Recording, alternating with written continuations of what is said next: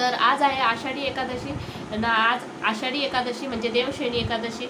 आजच्या दिवसापासून भगवान विष्णू 4 महिन्यासाठी योग निद्रेत जातात, म्हणजे ते घोर निद्रेमध्ये असतात।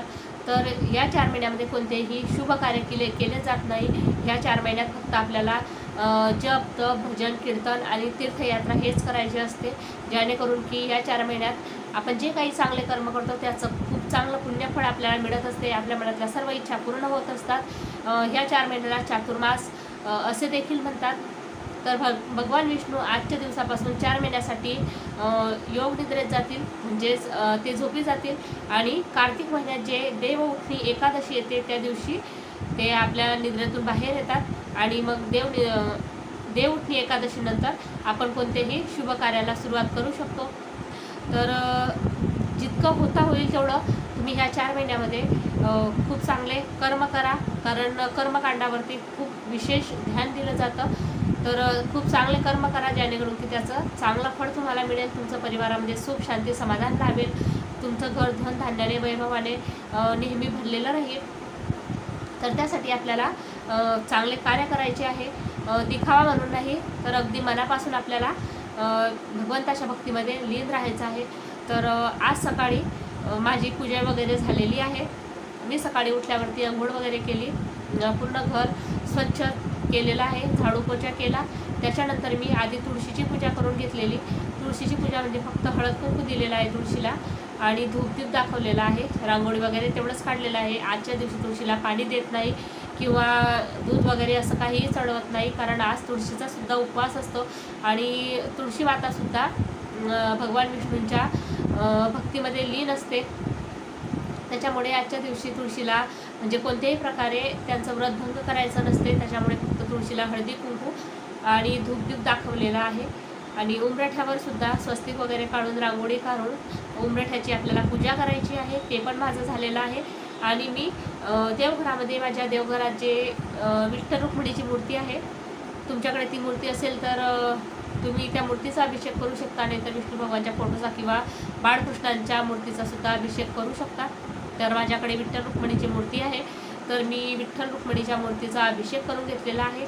आधी पाण्याने अभिषेक केला, नंतर पंचामृताने आणि परत नंतर पाण्याने अभिषेक करून स्वच्छ मूर्ती पुसून वगैरे घेतलेली आहे। नंतर मूर्तीला चंदन वगैरे लावून फुलं अर्पण केलेले आहेत आणि तुळशीपत्र अर्पण केलेले आहेत। हे तुळशीपत्र मी काल 5 वाजेच्या जवळपास तोडून ठेवले होते, कारण आषाढी एकादशीच्या दिवशी तुळशीपत्र तोडत नाही किंवा तुळशीला कोणत्याही प्रकारची इजा करत नाही। तर त्यासाठी मी तुळशीपत्र एक दिवस आधीच म्हणजे काल संध्याकाळी दशमीच्या दिवशी तुळशीपत्र तोडून ठेवलेले होते आणि आज ते तुळशीपत्र मी वाहिलेली आहेत। तर मी विष्णू भगवानची प्रतिमा आहेत माझ्याकडे, त्या प्रतिमेला सुद्धा फुलं आणि तुळशीपत्र वाहिलेले आहेत। विठ्ठल रुक्मिणीची मूर्ती आहे आणि बाळकृष्णांची मूर्ती आहे। तर या तिन्ही मूर्तींना मी फुलं वगैरे आणि तुळशीपत्र वाहिलेलं आहे, चंदन लावलेलं आहे। तर अशा प्रकारे मी सकाळी पूजा करून घेतलेली आहे। ती पूजा मी व्हिडिओमध्ये नाही दाखवलेली आहे, फक्त तुम्हाला छोटासा व्हिडिओ दाखवेल नंतर पूजा केल्याचा नंतरचा, कारण अभिषेक करताना मी व्हिडिओ नाही घेतलेला आहे। कारण का जेव्हा आपण शूट करतो ना, तेव्हा आपलं पूर्ण लक्ष शूटिंगकडे असते आणि जो काही आपण अभिषेक करतो किंवा पूजा करतो त्याच्यामध्ये पूर्ण लक्ष नसते। तर आपल्याला जी काही पूजा करायची ती पूर्ण लक्ष देऊन करायची आहे, त्यामुळे मी शूटिंग वगैरे नाही केलेली आहे अभिषेक करतानाची। कारण अभिषेक केल्यानंतर मी धूप दीप वगैरे सर्व दाखवून झालं देवांना। त्याच्यानंतर मला गुरुचरित्राच्या पारायणाचा आजचा 3रा दिवस आहे, तर ते पारायणसुद्धा करायचं होतं। म्हणजे सकाळी खूप धावपळ झाली आणि हे सर्व कामं मला 12 वाजेच्या आधी करायचे आहे, कारण 12 ते 12:30 ही वेळ दत्त महाराजांच्या भिक्षेची वेळ असते आणि ह्या वेळेमध्ये पारायण करता येत नाही।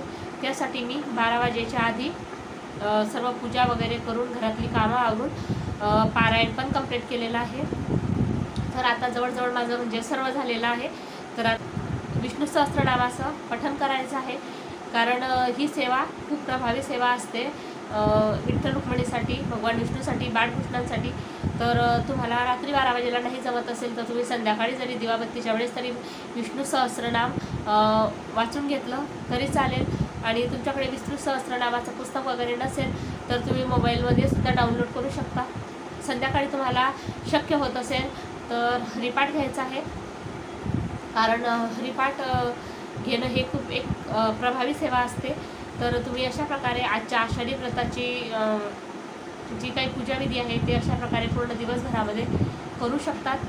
हे व्रत आज ज्यांनी केले आहे त्यांना जर शक्य होत असेल तर त्यांनी हे व्रत नेहमी करावं, कारण वर्षभरामध्ये ज्या काही एकादशी येतात तर 15 दिवसातून एक एकादशी असते, तर ते एक व्रत तर आपण करूच शकतो.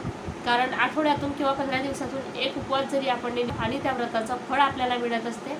तर तुम्ही साईडला मी तुम्हाला एक छोटासा व्हिडिओ देत आहे, त्यात तुम्ही बघू शकता का मी अशा प्रकारे एकदम साधी आणि सिंपल पूजा केलेली आहे आणि ती माझी पूजा भगवंतापर्यंत पोहोचावी हेच विष्णू भगवानच्या चरणी प्रार्थना करते. आणि सर्वांना सुखी ठेव, सर्वांचं दारिद्र्य संपव, सर्वांचे घरं सुखाने समृद्धीने ऐश्वर्याने भरलेले असो, हीच विठू माऊलीच्या चरणी प्रार्थना आहे. तर कसा वाटला आजचा व्हिडिओ आवडला असेल तर व्हिडिओला लाईक करा, कमेंट करा आणि सबस्क्राईब करायला विसरू नका. सर्वांना श्री स्वामी समर्थ.